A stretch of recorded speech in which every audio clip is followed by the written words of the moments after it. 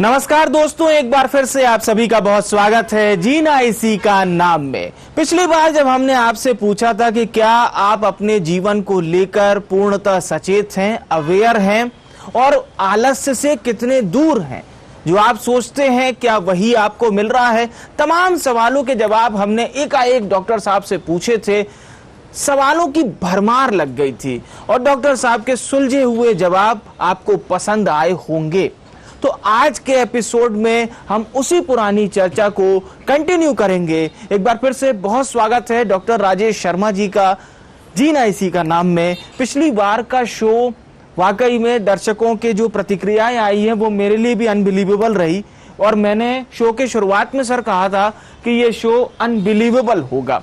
तो आज का शो भी समर्पित है हमारे पुराने शो को लेकर ही, क्योंकि आपने जो परिभाषाएं हमारे दर्शकों को दी हैं वो बहुत प्रसन्न हुए और उन्हें लगने लगा कि वो 10 से 12 घंटे अपनी जॉब को देते तो हैं, अपने काम को देते तो हैं, लेकिन उन्हें बदले में वो नहीं मिलता जिसकी वो कल्पना करते हैं। तो डॉक्टर राजेश शर्मा जी, आज की शुरुआत का विषय वही है कि सचेत रहना हमारे लिए कितना आवश्यक है और जागरूकता की जो पुरानी परिभाषा आपने दी थी आज उसी को कंटिन्यू करिए सर जी।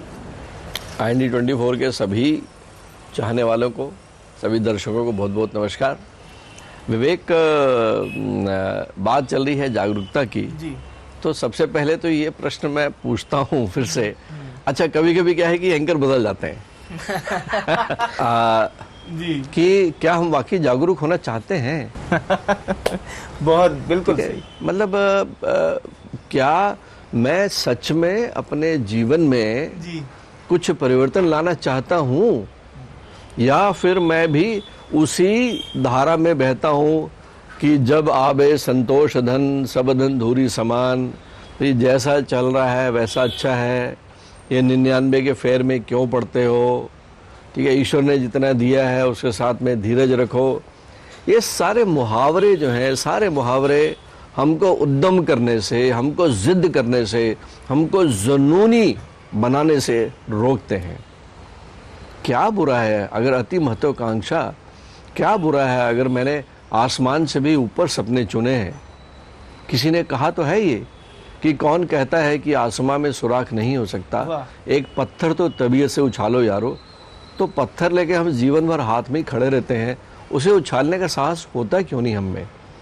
तो ये चीज़ें इस तरह से, मुझे एक छोटा सा एपिसोड याद आ रहा है कि जो व्यक्ति परिवर्तन करना ही नहीं चाहता, उसके दिमाग में शायद वो बटन है ही नहीं कि वो चाहता है कि मेरा आने वाला हर पल बीते हुए पल से बेहतर हो, बेहतर हो, बेहतर हो। वो हर पल जो है उसके अंदर जो है मतलब इतनी ऊर्जा भरी रहती है कि वो उठना चाहता है, ऊपर उठना चाहता है। और बहुत से लोग हैं जिनमें शायद वो बटन ऑफ रहता है, वो ऑन ही नहीं कर पाते जीवन में।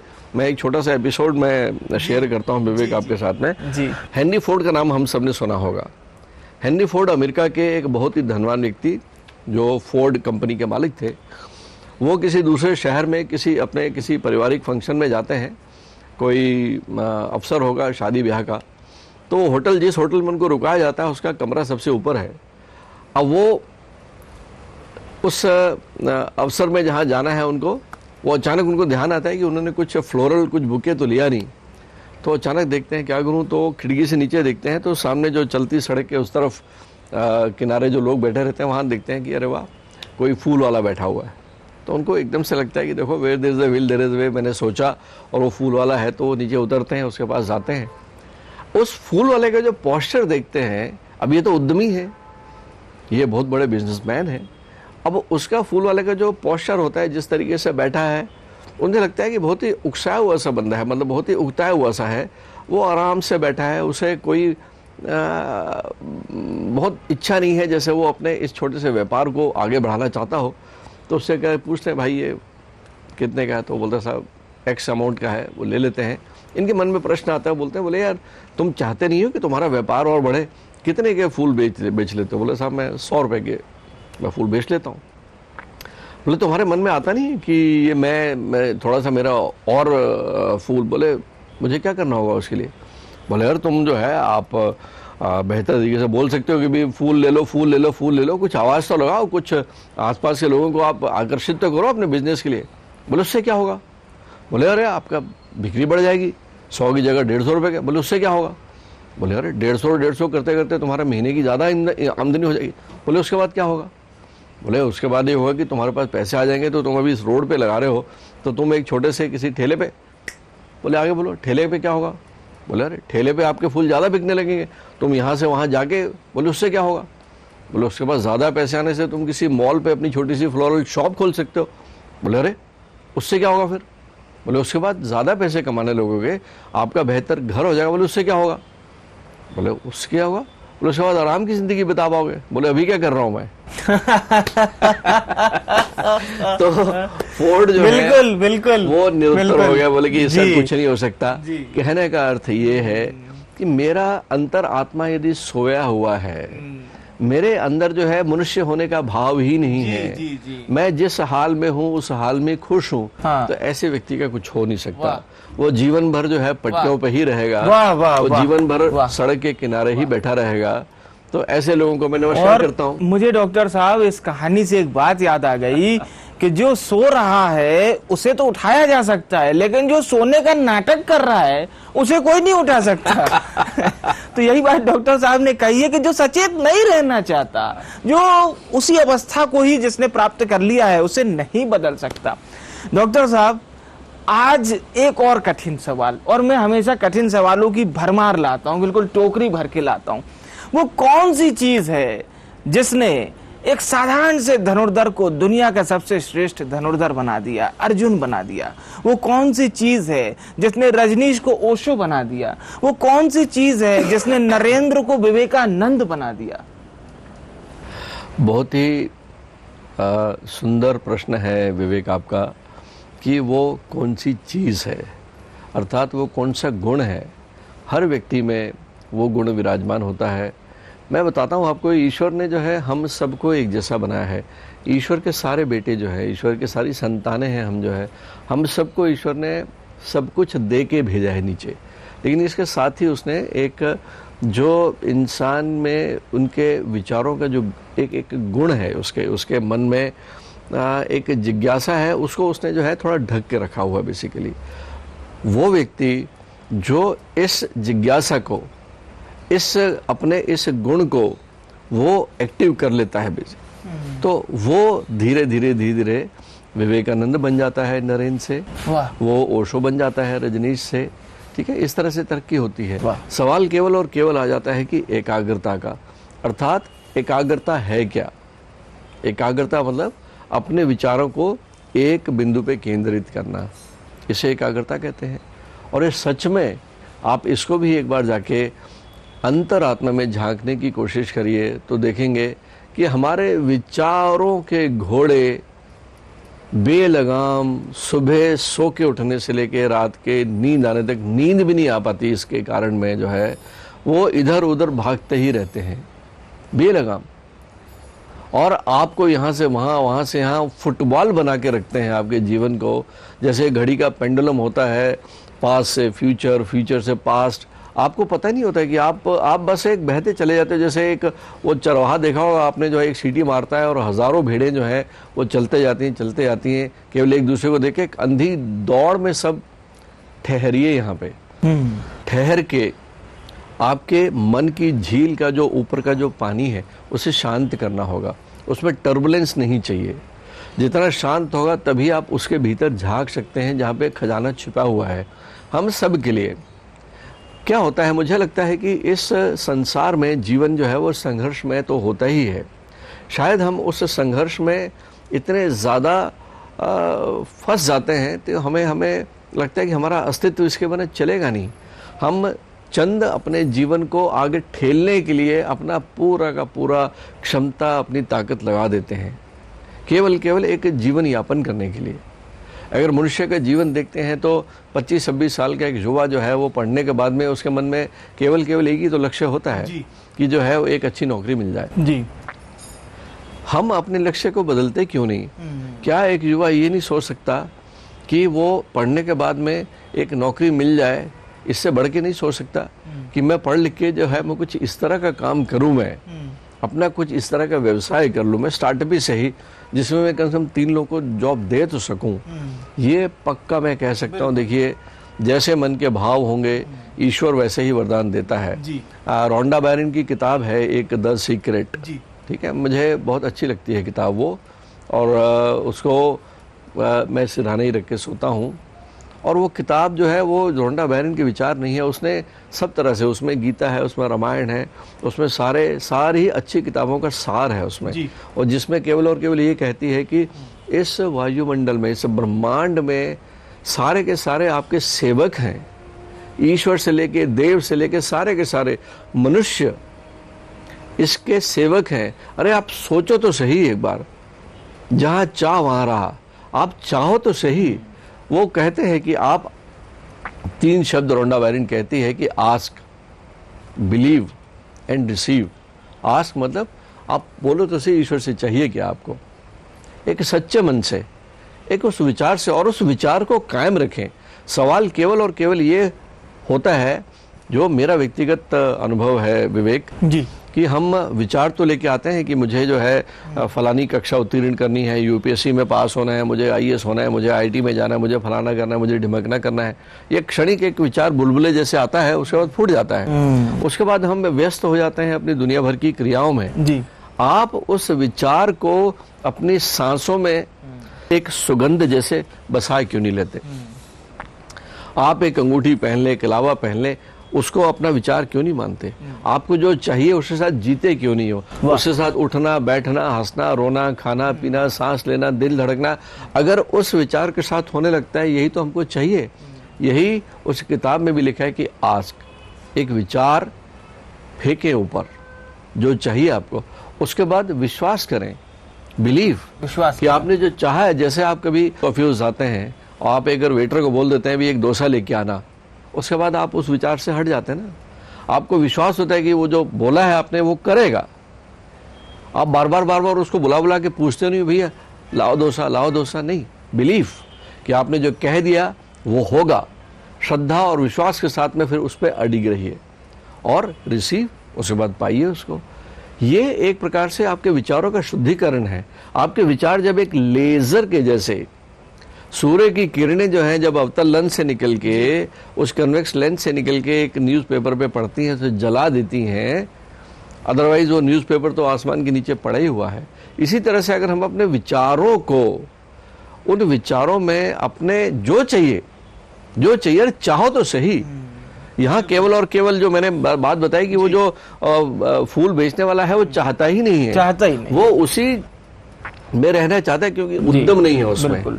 तो यहाँ पे चाहना ये दुस्साहस है कि आप चाहो, आप ऐसा चाहो जो किसी ने चाहा ही ना हो, जो सोचा ही ना हो। आपका लक्ष्य जो है अति महत्वपूर्ण होना चाहिए। क्योंकि आपने बात विचारों को लेकर कही है, हमारे एक दिन में तकरीबन हजारों की संख्या में विचार आते हैं, और जो बात आपने कही कि कुछ विचार तो पानी के बुलबुलों जैसे होते हैं, जैसे संचारी भाव प्रकट होते रहते हैं, तुरंत कुछ प्रकट हुआ, तुरंत कुछ दूसरी चीज प्रकट हुई। ये हमें किस तरह से अपने लक्ष्य से रोकती है? क्योंकि एक पल में हम इंजीनियर बनना चाहते हैं, दूसरे ही पल हम कुछ और बनना चाहते हैं, और तीसरे ही पल हम कुछ और बनना चाहते हैं। और जब हमारे पास हर सवाल का जवाब आ जाता है, या ये कहिए कि हमें ऐसा लगने लगता है कि जितने भी हमारे अंदर दोष हैं उसका जवाब हम इसी तरह से दे सकते हैं, और इसी तरह से तमाम चीज़ों के लिए हम कहानियां गढ़ सकते हैं कि मैं वो नहीं बन पाया, उसकी वजह ये रही। इससे लोग कैसे दूर हो सकते हैं? क्योंकि लोगों को लगता है कि असफल होने का कारण वो नहीं, कोई और था। हम सब जो हैं, जो अपने जीवन में हम जब कुछ बनना चाहते हैं, अपने लक्ष्य के साथ में हम उस लक्ष्य का फाइनल रूप देखते हैं विवेक, ठीक है। एग्जाम्पल ले लें, अगर कोई आदमी, कोई बच्चा स्टार्टअप करना चाहता है तो उससे स्टार्टअप का फाइनल रूप क्या होगा? ठीक है, मैंने जब मेडिकल की पढ़ाई पास करने के बाद में मैंने जब चाहा कि मेरा खुद का हॉस्पिटल होगा, हम उस हॉस्पिटल के साथ में जुड़ जाते हैं, हम तुरंत उस परिणाम के साथ जुड़ जाते हैं। ठीक है, लेकिन यहाँ अगर देखते हैं, आप एक अच्छी कार में जब बैठना चाहते हो, अच्छी कार लेना चाहते हो, आपका लक्ष्य है, लेकिन एक अच्छी कार के बनने में कितनी क्रियाएं हुई। ठीक है, आप जाइए वो वर्कशॉप के पहले वो जहाँ पे कारखाने में कार बन रही थी, और कारखाने में कार बनने के पहले कितने पुर्जे उसके यहाँ वहाँ से अलग होते हुए आए, और आगे धीरे धीरे असेंबल होते फिर एक अंत में एक वो अच्छी कार बन गई जिसमें सारी फैसिलिटीज़ हैं। इसी तरीके से एक बच्चा जब घर में पैदा होता है, पैदा होने से लेके वो उसका शैशव अवस्था, उसके बाद उसकी युवा अवस्था, उसके बाद जो है वो अपने जीवन में जीता है, तो ये सारे के सारे संस्कारों का एकत्रीकरण है, जो उसके परिवार से लेके, उसके पाठशाला से लेके, उसके दोस्तों का समूह, सारे के सारे वो किस ऊर्जा के साथ में, किन विचारों के साथ में बने रहते हैं, वो वातावरण जो है उसका, वो उसके जीवन में कैसा प्रभाव डालता है। देखिए, जैसा हम सोचेंगे वैसा होता है, जैसा हम बोएंगे वैसा पाएंगे। तो ये इतने छोटे छोटे सरल फार्मूले हैं जीवन के, कि जो हमें काटना है वो बोए तो सही, कि जो हमें पाना है हम चाहें तो सही, बिल्कुल, बस उसमें केवल और केवल ये है कि सशक्तिकरण होना चाहिए, उस विल में पावर होनी चाहिए, उस इच्छा में शक्ति होनी चाहिए। और यहाँ मैं कहना चाहूंगा कि ये आए कैसे, ये आए कैसे, ये आए कैसे। ठीक है, और उसके लिए जो है हम चले जाते हैं, हम उन दिनों में चले जाते हैं जब भारत का जो हमारा एक प्रभावशाली अतीत रहा है, हमारा गौरवशाली अतीत रहा है।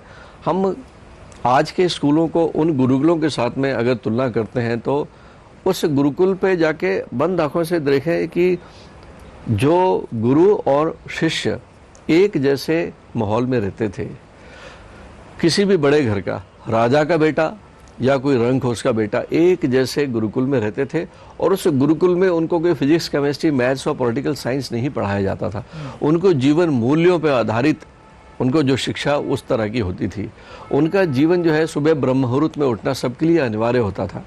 ब्रह्म मुहूर्त में उठना, मैं बार बार मैं इसलिए बोलता हूँ कि सर्केडियन रिदम तो आज की भौतिक साइंस भी सिद्ध कर चुकी है कि हम जब सुबह का समय जो होता है, उसमें पूरे वातावरण में कॉस्मिक एनर्जी अलग होती है। उस समय सुबह आपके शरीर में आने वाले हार्मोन्स अलग होते हैं। देखिए, सर्केडियन रिदम बोलते हैं इसको। इसमें तो साइंटिस्ट को नोबेल प्राइज भी मिला हुआ है कि हर पहर के अनुसार मनुष्य के भीतर उसके हार्मोन्स अलग अलग होते हैं। सुबह का वो समय जब आपका शरीर तैयार है, उस वक्त आपने शरीर को बिस्तर पर डाल रखा है, आप सो रहे हो आलसवश, उस वक्त का मौका है। यही बाद में जब कहता हूँ कि इसको अगर हम अपने चिंतन में ले आते हैं, अपने जीवन में ले आते हैं, तो ऐसा हो नहीं सकता कि जीवन आपका जैसा चाहें, ये वैसे ही कुम्हार की मिट्टी है कि जैसे जैसा चाहे बना सकते हैं हम। लेकिन समय बीत जाने के बाद में फिर हमको उसी चीज़ पे रोना पड़ता है कि जब चिड़िया चुग गई खेत वाली बात होती है, कि समय को रहते हुए समय की महत्व को आप जानने की कोशिश करिए विवेक। और ये जो बात है, जो हमारे जो चाहे कोई भी उम्र हो, चाहे प्रौढ़ावस्था हो, चाहे रिटायरमेंट के बाद की बात हो, चाहे रिटायरमेंट के पहले की बात हो, अगर हम उस जागरूक विचार के साथ बने रहते हैं, बात आके फिर आ जाती है यहीं पे। और उसके लिए हमारे जो ऋषि मुनि थे, अपने विचारों में और शक्ति लाने के लिए उन्होंने हमारे सांसों का सहारा दिया था। कहते हैं कि between mind and body your breath plays a important role. Your breath is a bridge between your mind and body. आपकी जो श्वास है, आपकी सांसें हैं, आपके मन और आपके शरीर के बीच का ब्रिज है। सांसों का महत्व बहुत है। तो यहाँ पे मैं कहना चाहूँगा कि यह जो है, और हमारे इस धरोहर में हमको मिला क्या? हमको सनातन धर्म में यही तो मिला है कि आप जैसा चाहो वैसा बन सकते हो। लेकिन हम समहाउ हम इन सब चीज़ों से दूर होते होते इस भौतिकवादी बाह्य जगत में इतना ज़्यादा जकड़े गए कि हमने एक स्टेज के बाद में अपने आप को रोक लिया, ठीक उसी फूल वाले के जैसे, क्योंकि हम चाहते नहीं, हम जिस हाल में हैं हम खुश हैं, सीमित मान लिया अपने आप। अगर हम जिस हाल में खुश हैं तो फिर आगे बढ़ने का कोई सरोकार ही नहीं। फिर खुश है तो खुश रहिए, फिर बढ़ने दीजिए आगे, क्योंकि ज़माना तो आगे बढ़ ही रहा है। फिर आप सामने वाले के तरक्की से जलन मत करिए। आपके मन में कुछ करने का भी भाव नहीं है, और जो व्यक्ति जो है जिसकी लाइन बड़ी हो रही है फिर आप उसको टांग खींचने का क्राइम मेंटेलिटी, तो इस तरह से तो चलेगा नहीं विवेक। और मेरा अगला और अंतिम और सबसे महत्वपूर्ण सवाल यही है डॉक्टर साहब कि लोग कहते हैं कि वो जब मोटिवेशनल वीडियो देखते हैं, किताब पढ़ते हैं या प्रार्थना सुनते हैं या कोई ऐसी सकारात्मक जगह जाते हैं तो उन्हें बड़ा अच्छा लगता है, लेकिन जैसे ही वो उस जगह से अलग हो जाते हैं और वापस अपने घर जाते हैं या कोई दूसरी जगह जाते हैं तो वो अपने आप को बहुत अलग पाते हैं। वो कहते हैं कि हम वापस से उसी नकारात्मक अवस्था में आ गए, ऑफिस में मन नहीं लग रहा, घर में मन नहीं लग रहा। इसका हल कैसे वो निकाल? इसका हल ये है, इसे बोलते हैं मेमोरी। आपने पुराने टेलीफोन देखे होंगे यदि, जिसमें कि एक इंस्ट्रूमेंट होता था, उसके बाद वो एक ऐसी एक तार से जुड़ा रहता था, उसका जो रिसीवर और माउथ पीस होता था ना, याद आता है आपको पुराने फिल्म? तो उसको अपन भले वो इंस्ट्रूमेंट दूर पड़ा है और अपन लंबा करके बात कर सकते थे, लेकिन जैसे ही छोड़ते थे तो वो कॉइल जो है वो वापस अपनी मेमोरी में चले जाती है। और ठीक इसी तरह से हम लोग की जो मेमोरी है, हमारी जो मस्तिष्क में हमने जो स्मृति बनाई है, हम जिस व्यक्तित्व के साथ में जीना सीख जाते हैं उसे इतनी जल्दी बाहर नहीं करते, हम उस आवेश से बाहर ही नहीं आ पाते। ठीक है, जैसे हमारी आदतें बन जाती हैं। आपने जैसे कहा कि हम जो है कभी कभार किसी मंदिर में किसी मोटिवेशनल चीज़ों को वो झकझोर देता है ना, लेकिन आपकी जो मेमोरी है फिर से रिकॉल होके उसी बात में, इसी के लिए तो अभ्यास की ज़रूरत पड़ती है। ये अभ्यास हम कितना करते हैं? आज अगर हम अपने दिल पे हाथ रख के पूछें 24 घंटे में हम में से सब लोग अपने भविष्य के लिए कितना चिंतन करते हैं, और चिंतन करते भी हैं तो उसको क्या हम लिखते हैं, कहीं लिख के हम क्या प्लानिंग करते हैं? मैं आपसे एक छोटी सी एक्सरसाइज करने की बात करता हूँ। एक छोटा सा कागज़ लें, कागज़ में अपना नाम लिखें, अपनी उम्र लिखें, आज का दिन और आज का समय लिखें, और उस पर लिखें नीचे आप क्या करते हैं, और तीसरे नंबर पे लिखें आप क्या करना चाहते हैं। और उस कागज़ को जो है दिन में कम से कम जो है 8 बार पुनः देखें। आप क्या चाहते हैं, उन विचारों के साथ बने रहते हैं क्या? नहीं बने रहते। ईमानदारी से बात करें तो हम नहीं बने रहते। हम तो बस एक रोबोट के जैसे चलते हैं कि जैसे चाबी भर दी हो जैसे किसी ने, कि सुबह उठ के आपके जीवन में जो कल हो रहा था वही आज हो रहा है, वही सुबह उठना है, उसी तरीके से काम करना है जैसे जो है किसी ने ऑटोमेटिक प्रोग्राम डाल दिया हो आपके अंदर में। अरे परिवर्तन करना है तो परिवर्तन करना पड़ेगा आपको। छोटी छोटी एक्सरसाइजेज हैं ये। उठने का तरीका बदल दीजिए आप। छोटी सी एक्सरसाइज है, फिजिकली छोटी सी एक्सरसाइज है कि आप जो है जिस तरह से उठते हैं, उठने के बाद जिस तरह से काम करते हैं आज मत करिए वैसा, कुछ बदल दीजिए किसी चीज़ को, अपने रूटीन को बदल के तो देखें। नहीं तो फिर वही मेमोरी, वही वापस जैसा कल था वैसा आज होगा, और जो आज अगर कल जैसा है तो आने वाला कल भी तो कल ही जैसे होगा। तो आपका जो बीता हुआ कल है उस दलदल से कैसे बाहर आओगे आप? प्रयास तो करना पड़ेगा ना। और ये छोटी छोटी चीजें हैं, ये छोटे छोटे अभ्यास हैं। इसीलिए जो है जो हमारे ऋषि मुनि बोल गए थे कि सुबह उठ के समय जो है अगर हम सिमरन करते हैं, थोड़ा ध्यान करते हैं, ये ध्यान केवल और केवल आपको परमात्मा से नहीं जोड़ता। ये ध्यान, ये प्राणायाम, ये एक्सरसाइजेज, ये आपको आपके सुनहरे भविष्य से जोड़ती हैं, आपके रास्ता प्रशस्त करती हैं। इसे विश्वास करिए आप जो है।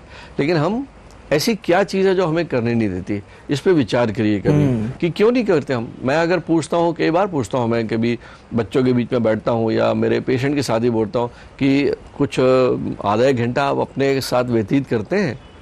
साहब समय नहीं मिल पाता। हमारी बहनें, हमारी माताएं, नहीं साहब वो घर गृहस्थी में बच्चे को सुबह स्कूल जाना है, उसका टिफ़िन तैयार करना है, फिर ये चले जाते हैं, इनका टिफ़िन तैयार करना है, बस उसके बाद थोड़ा टीवी देख लेते हैं, कभी कभार एक किटी में चले जाते हैं, उसके बाद बच्चे आ जाते हैं, उसको होमवर्क कराना है। कैसा जीवन जीते हो आप लोग? कैसा जीवन जीते हो आप जो है? कुछ और बेहतर करने का मन में है ही नहीं, उमंग नहीं है, अंदर में चाहत ही नहीं है, अंदर में जो है जो एक जिद हो ना, आप क्यों वो फूल वाले ही बने रहना चाहते हैं?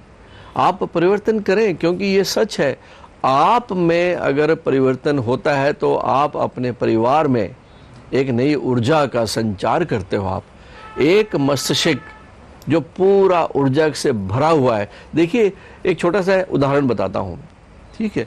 4 लोग बैठे हैं, 4 बड़े लोग बैठ के बातचीत कर रहे हैं और या फिर टीवी देख रहे हैं। अचानक उनके घर में उनका जो पोता है 1-2 साल का पोता है, छोटा सा बच्चा, वो अचानक कमरे से निकल के मस्ती के साथ आता है, उन 4 लोगों का वो पूरा वातावरण बदल देता है बच्चा। अचानक से वो जो 3-4 लोग बैठे बात कर रहे हैं किसी गंभीर विषय में, वो छोटे से बच्चे को देख के एकदम से हंसने लगते हैं, बच्चे बन जाते हैं। वो बच्चे को गोद में उठाएंगे, अचानक जो है उसके साथ में वो छोटा सा बच्चा जो है, क्यों? क्योंकि उसमें इतनी ऊर्जा है, उस ऊर्जा ने उस पूरे वातावरण को बदल दिया। अचानक जो है आप बच्चे को उठाते हो गोद में, ठीक है, जिस तरीके से उसको खिलाते हो, आपका मानसिकता आपकी बदलने लगती है। बस यही तो बोल रहा हूं मैं कि उस मानसिकता को तो बदलना है। वो मानसिकता जैसे एक गाय या भैंस या बकरी जो है खूंटे से बंधी है, एक रस्सी से बंधे बंधे बंधे बंधे वो बड़ा हाथी जो है वो चैन के साथ बंधा रहता है, और एक बार महावत अगर वो चैन खोल भी देता है तो वहां से जाता नहीं है। बिल्कुल। क्यों? क्योंकि वो गुलाम हो जाता है। वो हम सब गुलाम है केवल आलस्य के। हम गुलाम है, हम बस वो एक गोह जैसे, कछुए जैसे हम बस अपनी जगह पे बने रहना चाहते हैं, क्योंकि हमारा जीवन चल रहा है ना जी। सुबह उठ के जो है नाश्ता मिल जाता है, दोपहर का खाना मिल जाता है, रात का खाना हो जाता है, फिर अगली सुबह।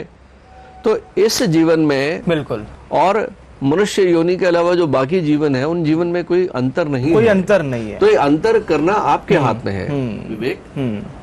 बिल्कुल। और अपने चिंतन से, अपने मनन से, अपने मस्तिष्क से और डॉक्टर साहब की प्रेरणादायी बातों से अपने जीवन को बदलने की कोशिश कीजिए। यकीन मानिए यह एपिसोड बेहतर से बेहतरीन हो सकता है। बस आपको केवल एक काम करना है, जो आप सुन रहे हैं उसे अपने जीवन में इस्तेमाल भी कीजिए। बहुत बहुत धन्यवाद डॉक्टर राजेश शर्मा जी, एक बार फिर से हमारे दर्शकों का ज्ञानवर्धन करने के लिए। जीना इसी का नाम में फिलहाल के लिए इतना ही। मुझे यानी विवेक को दीजिए इजाजत। नमस्कार।